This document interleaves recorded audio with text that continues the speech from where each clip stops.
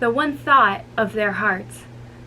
One fact was certain, that Christine, who until then had shown herself the stronger of the two, became suddenly inexpressibly nervous. When their expectations,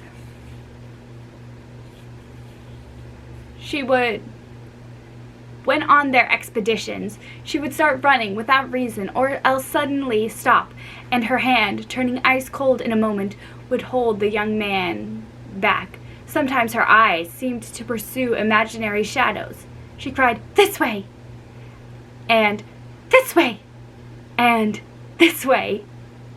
laughing a breathless laugh that often ended in tears. Then Raoul tried to speak, to question her, in spite of his promises, but even before he had worded his question, she answered feverishly, "Nothing. I swear, it is nothing." Once, when they were passing before an open trap door on the stage, Raoul stopped over the dark cavity. "You have shown me over the upper part of your empire, Christine, but there are strange stories told of the lower part. Shall we go down?" She caught him in the arm, as though she feared to see him disappear down the black hole, and in a trembling voice whispered, "Never. I will not have you go down there. Besides, it's not mine. Everything that is underground belongs to him." Raoul looked at her in the eyes and said roughly, "So he lives down there, does he?" "I never said so." "Who told you a thing like that? Come away." "I sometimes wonder if you are quite sane, Raoul. You always take things in such an impossible way. Come along. Come." And she literally dragged him away, for he was obstinate, and wanted to remain by the trapdoor. That hole attracted him. Suddenly the trapdoor was closed, and so quickly that they did not even see the hand that worked it, and they remained quite dazed. "Perhaps he was there," Raoul said at last. She shrugged her shoulders, but did not seem easy. No, it was the trap-door shutters. They must do something, you know. They open and shut the trap-doors without any particular reason. It's like the door shutters. They must spend their time somehow."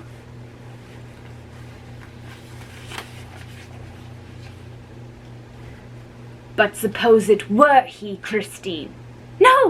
No, he has shut himself up. He is working." "Oh, really? He's working, is he?" "Yes, he can't open and shut the trapdoors and work at the same time." She shivered. "What is he working at?" "Oh, something terrible.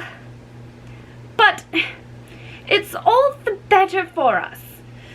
When he's working at that, he sees nothing.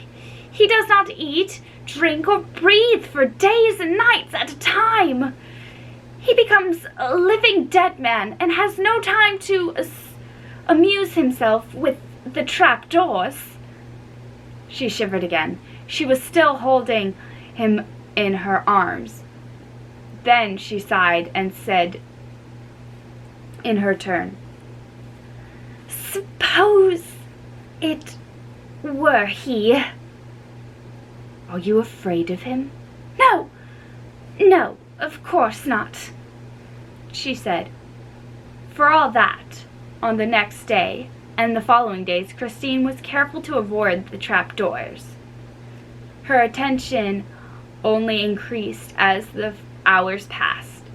At last, one afternoon, she arrived very late.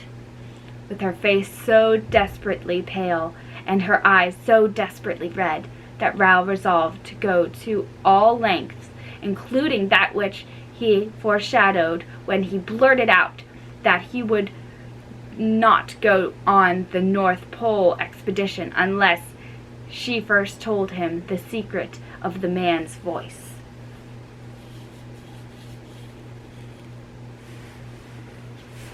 "Hush! Hush, in heaven's name! Suppose he heard you, you unfortunate Raoul." And Christine's eyes stared wildly at everything around her. "I will remove you from his power, Christine. I swear it.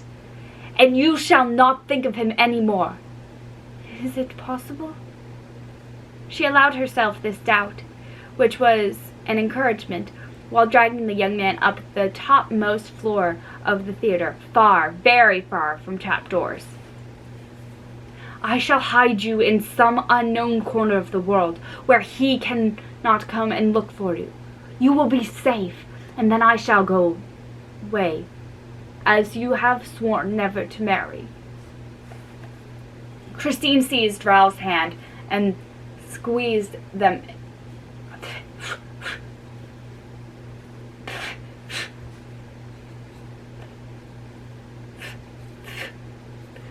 This is why the Phantom has short hair. There we go. And squeezed them with incredible rapture. But suddenly, becoming alarmed again, she turned her head away. "Higher," was all she said. "Higher still." And she dragged him up toward the summit. He had a difficulty in following her, then were soon under the very roof. In the maze of timber work, they slipped through the buttresses and the rafters, the joists. They ran from beam to beam, as if they might have run from tree to tree in a forest. And despite the care which she took to look behind her at every moment, she failed to see a shadow which followed her like her own shadow, which stopped when she stopped, which started again when she did, and which made no more noise than a well-conducted shadow should. As for Raoul, he saw nothing either, for when he had Christine in front of him, nothing else interested him that happened behind him.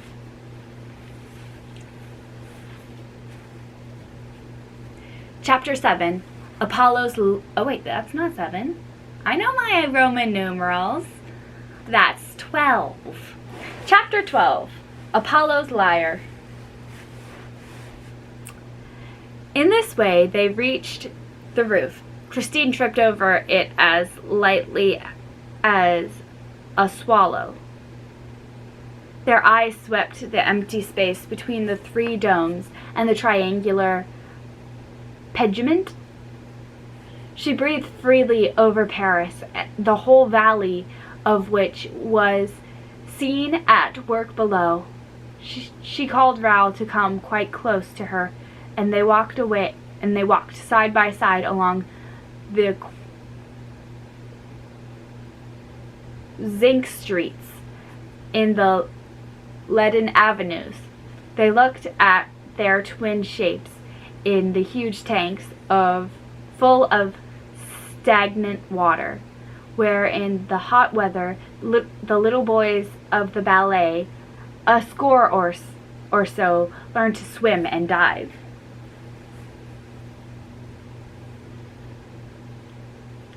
The shadow had followed behind them, clinging to their steps, and the two little children suspected its presence when they at last sat down trustingly under the mighty protection of Apollo, who, with a great bronze gesture, lifted his huge lyre to the heart of the crimson sky.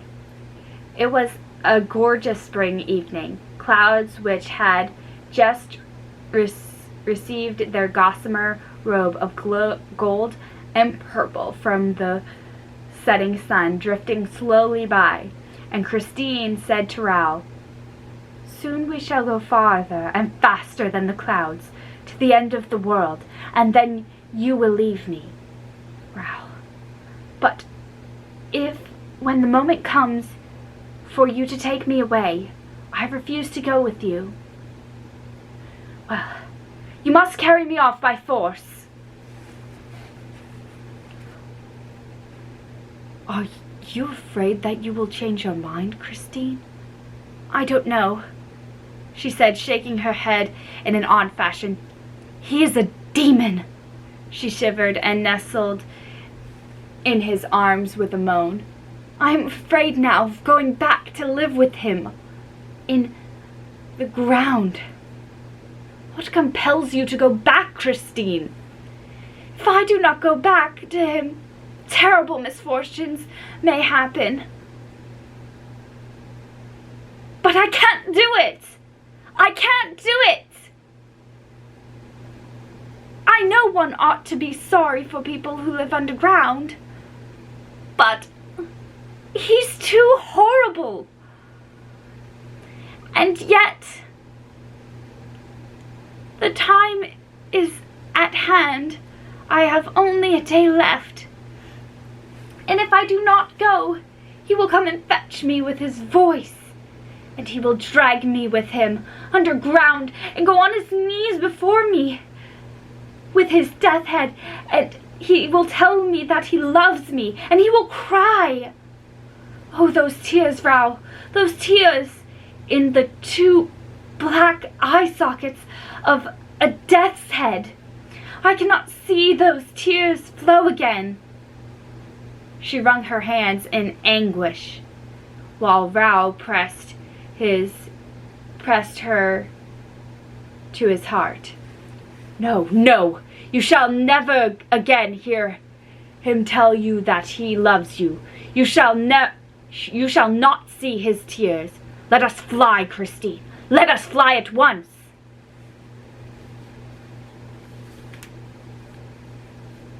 And he tried to drag her away, then and there, but she stopped him. "No, no," she said, shaking her head sadly. "Not now. It would be too cruel. Let him hear me sing tomorrow evening, and then we will go away. You must come and fetch me in my dressing room at midnight, exactly. He will then be waiting for me in the dining room by the lake. We shall be free, and you shall take me away. You must promise me that, Raoul. Even if I refuse, for I feel that if I go back this time, I shall perhaps never return." And she gave a sigh, to which it seemed to her that another sigh behind her replied.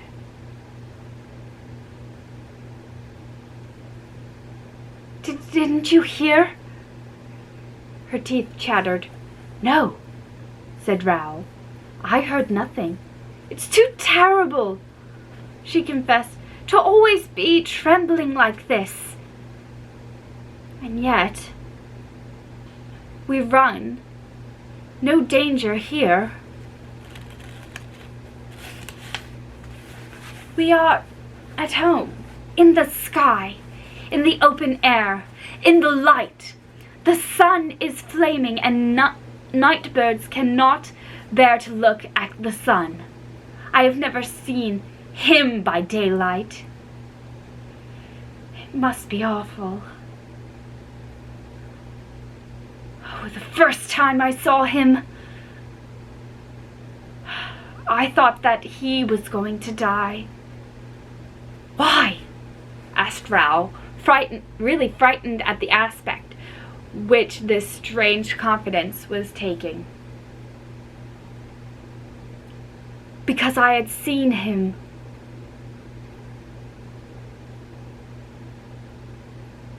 This time Raoul and Christine turned around at the same time.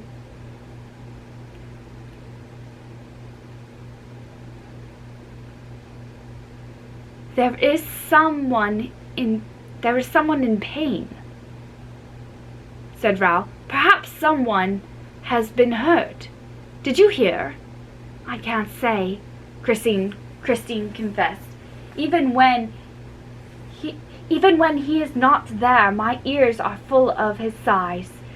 Still, if you heard—" They stood up and looked around them. They were quite alone on the immense lead roof. They sat down again, and Raoul said, "Tell me how you first saw him." "I had heard him for 3 months without seeing him. The first time I heard it, I thought as you did, that adorable voice was singing in another room. I went out and looked everywhere, but as you know, Raoul, my dressing room is very much by itself. I could not find the voice outside my dressing room, whereas it went on steadily inside. And it only sang. And it not only sang, but it spoke to me and answered my questions like a real man's voice, with this difference, that it was as beautiful as the voice of an angel. I had never got the angel of music whom my poor father, had promised to send me as soon as he was dead. I really think that Mamma Valerius was a bit to blame. I told her about it, and she at once said, 'It must be the angel. At any rate, you can do no harm in asking him.' I did so, and the man's voice replied that yes, it was the angel's voice, the voice which I was expecting, and which my father had promised me. From that time onward, the voice and I became great friends. It asked leave to give me lessons every day. I agreed, and never failed to keep the appointment which it gave me in my dressing room. You have no idea, though you have heard the voice, of what those lessons were like." "No, I have no idea," said Raoul. "What was your accompaniment?" "We were accompanied by a music which I do not know. It was behind the wall and wonderfully accurate. The voice seemed to understand mine exactly, to know precisely where my father had left off teaching me. In a few weeks' time, I hardly knew myself when I sang. I was even frightened. I seemed to dread a sort of witchcraft behind it. But Mamma Valerius reassured me. She said that she knew I was much too simple a girl to give the devil a hold on me. My progress, by the voice's own order, was kept a secret behind the voice. Mamma Valerius and myself. It was a curious thing. But outside the dressing room I sang with my ordinary everyday voice, and nobody noticed anything I did. All that the voice asked. It said, 'Wait and see. We will astonish Paris.' And I waited and lived on in a sort of aesthetic dream.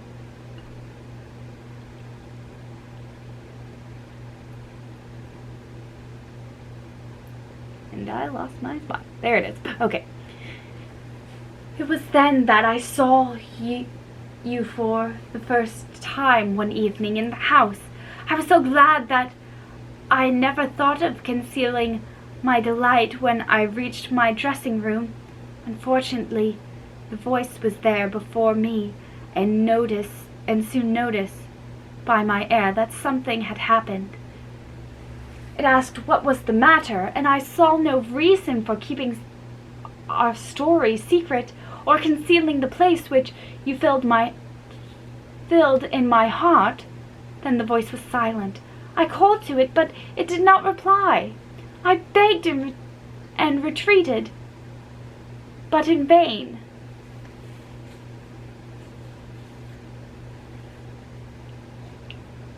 I was terrified lest it had gone for good. I wish to heaven it had, dear. That night I went home in a desperate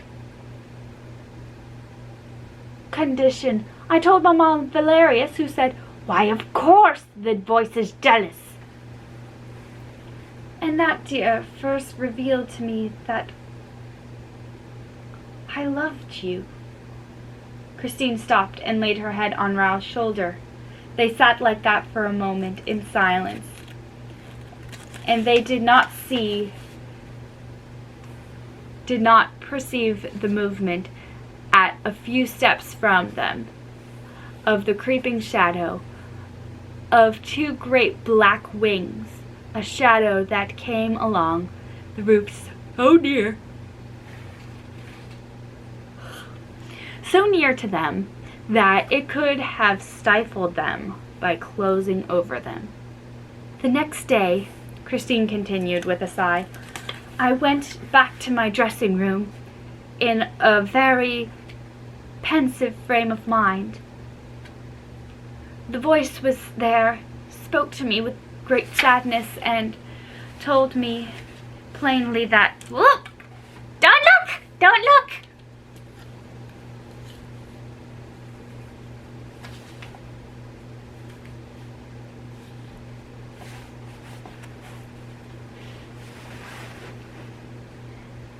That if I must bestow my heart on earth, there was nothing for the voice to do but go back to heaven. And it said this was such an accent of human sorrow that I ought then and there to have suspected and begun to believe that I was the victim of my deluded senses. But my faith in the voice, with which the memory of my father was so closely intermingled, remained undisturbed. I feared nothing so much as that I might never hear it again. I had thought about my love for you, and I realized all the useless danger of it. And I did not even know if you remembered me. Whatever happened, your position in the society forbade me to contemplate the possibility of ever marrying you, and I swore to the voice that you were no more than a brother to me, nor ever would you be, and that my heart was incapable of any earthly love. And that, dear, was why I refused to recognize or see you when I met you on stage or in the passages. Meanwhile, the hours during which the voice taught me were spent in a divine frenzy, until at last the voice said to me,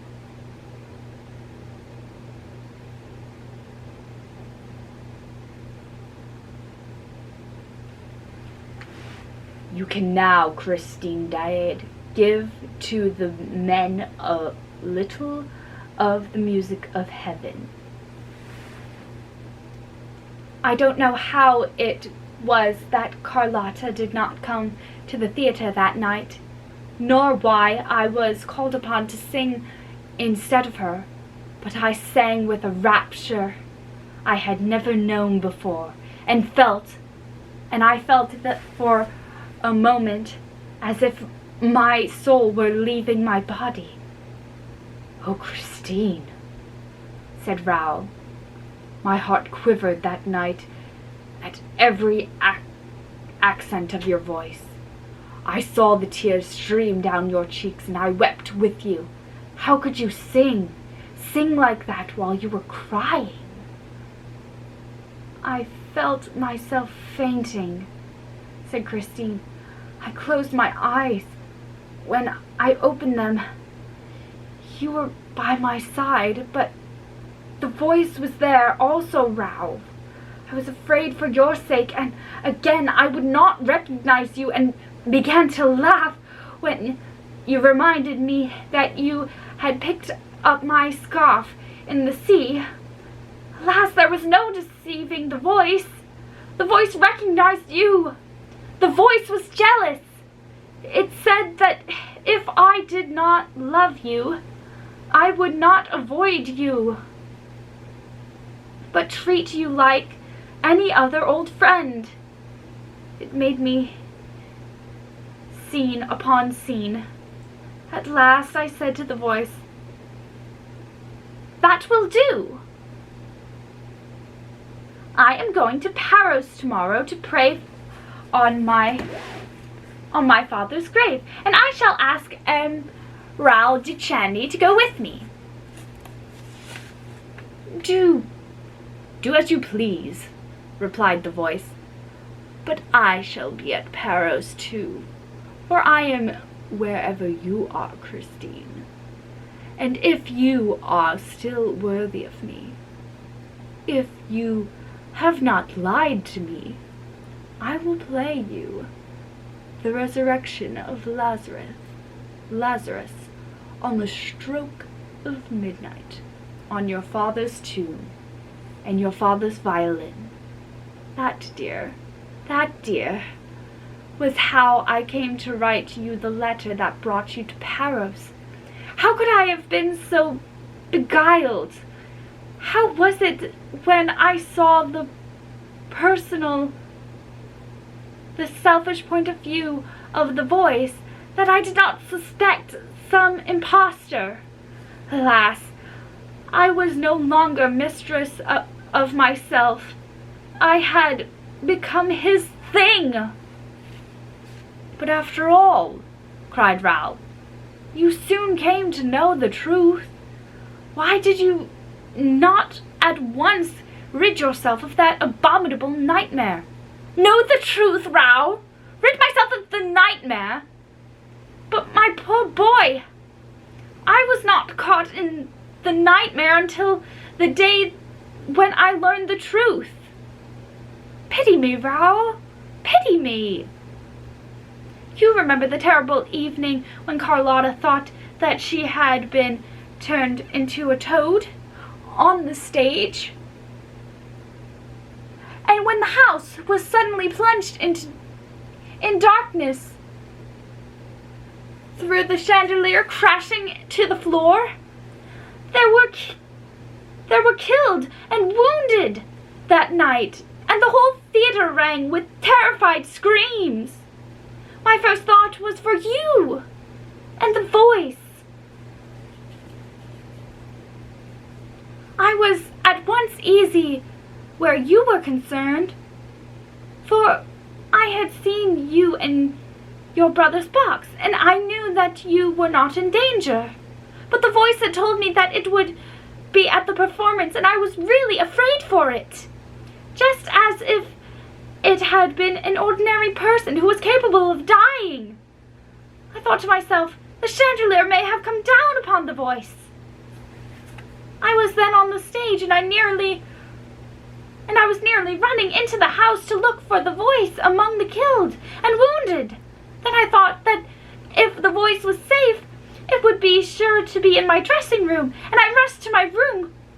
The voice was not there. I locked my door, and with tears in my eyes, besought it, if it were still alive, to manifest itself to me. The voice did not reply, but suddenly I heard a long, beautiful wail, which I knew well. It is the plaint of Lazarus. When at the sound of the Redeemer's voice, he began to open his eyes and sees the light of day. It was the